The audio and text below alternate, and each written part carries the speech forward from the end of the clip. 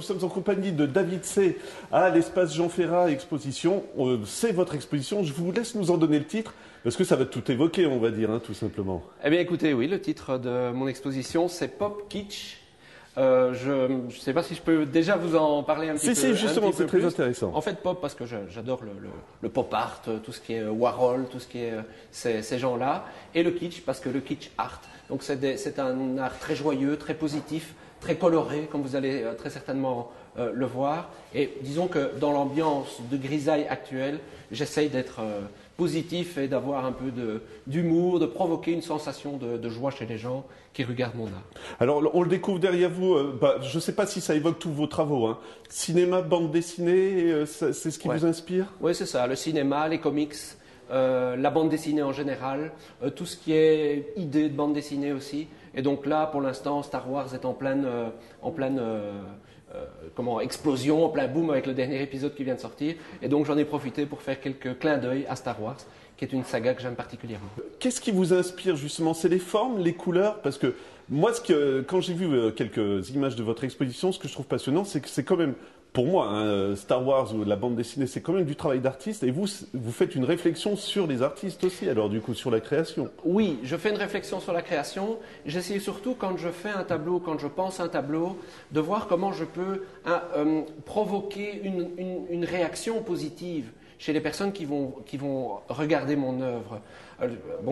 Salvador Dali disait je n'ai jamais particulièrement aimé les enfants, mais ce que je déteste par-dessus tout, c'est les dessins d'enfants. Mais moi, c'est tout le contraire. J'adore les dessins d'enfants. Pas parce que techniquement ils sont superbes, au contraire, ils n'ont aucune technique, mais parce que quand un enfant offre un dessin qu'il a fait de ses mains à sa maman ou à son papa ou à sa bonne maman, c'est un paquet d'émotions qu'il donne et forcément sa maman va être ravie d'avoir ce dessin. Mais moi, un peu dans le même ordre d'idée, j'essaye de rester un enfant de façon à ce que quand les gens verront mes tableaux, eh bien, ils aient cette réaction de rire, de sourire, en tout cas qu'ils aient un sentiment de bonheur, même fugace. J'estime que j'ai gagné la bataille de mon art, en tout cas. Détournement, derrière vous on voit C3PO, mais le corps en bas est plutôt féminin. Comment vous trouvez les idées?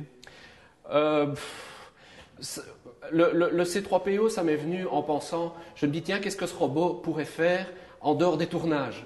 Et je me dis, il mettrait sa petite jupe pour aller en soirée, son petit sac, et puis il partirait, je ne sais pas moi, faire la fête ou au resto ou en boîte de nuit, etc.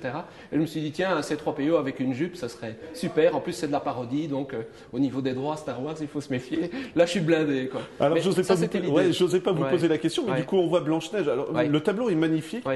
Question des droits, comment ça se passe quand même? On a peur? On n'a pas peur ou... Non, j'ai pas spécialement peur, parce que bon, j'en fais pas des tonnes non plus, j'en fais un de chaque, et puis c'est chaque fois une parodie, c'est chaque fois une façon de réinterpréter, voire un hommage. À partir du moment où c'est un hommage, une réinterprétation ou une parodie, il n'y a pas de souci particulier.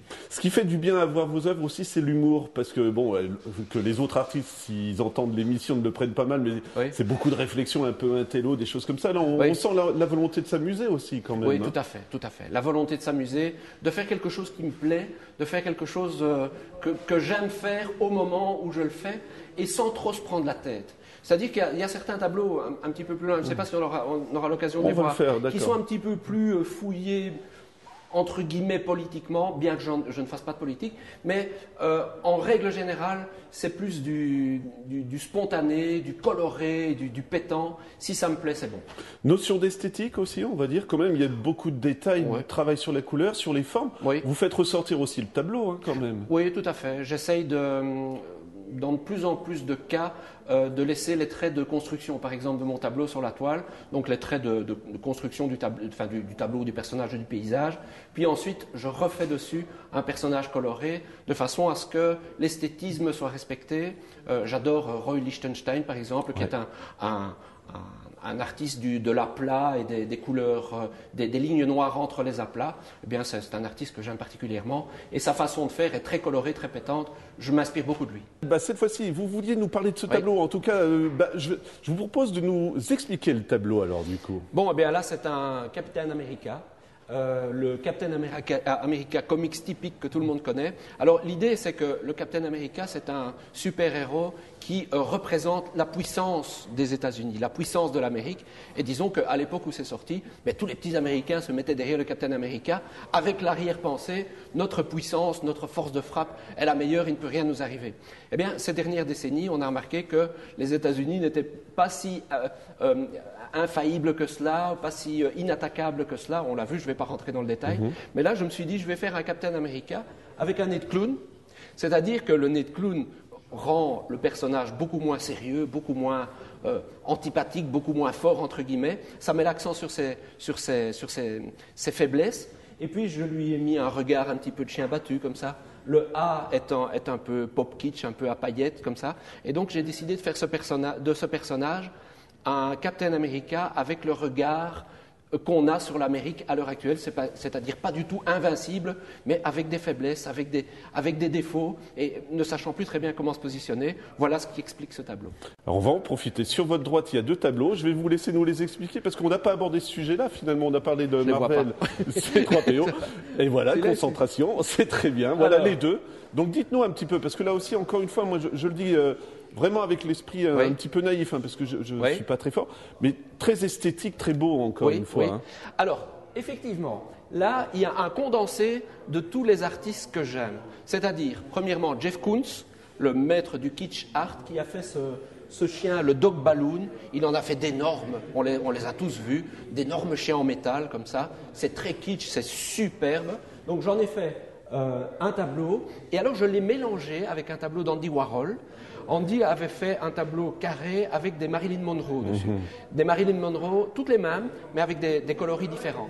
J'ai respecté exactement les coloris des Marilyn Monroe pour mes chiens, et alors je l'ai intitulé Nasty Dog Factory, parce que la particularité, c'est que tous les petits chiens ont la patte levée. Donc, contrairement aux Koons, ils ont tous la petite patte levée, donc ils font pipi en quelque sorte. Est-ce que vous vous marrez quand vous faites vos tableaux? Oui, moi je me marre quand je fais mes trucs. Ma femme me prend pour un fou et moi je m'amuse. Et au plus elle me prend pour un fou, au plus ça m'amuse, au plus je me dis je vais le faire et je vais le présenter. Donc ça c'est l'histoire de ce tableau-là. Celui-là a une histoire aussi. Je suis belge et donc tous les Belges aiment le surréalisme à la Magritte. Voilà. Alors ça c'est le tableau typique Magritte. J'ai fait un Magritte avec les éléments du Magritte, le chapeau boule, la pipe, la pomme. J'ai rajouté une petite boule d'atomium, l'atomium, l'emblème de Bruxelles, et je lui ai fait une tête de Playmobil. Je l'appelle Playmogritte. Et alors je l'ai intitulé René, parce que René c'est le prénom de Magritte, et ici Remords, pour l'allusion à naître et à mourir, René, remords, avec la tête de mort ici. Et un remords comme, pas mort, mais avec cette idée de regret, quoi, en quelque sorte.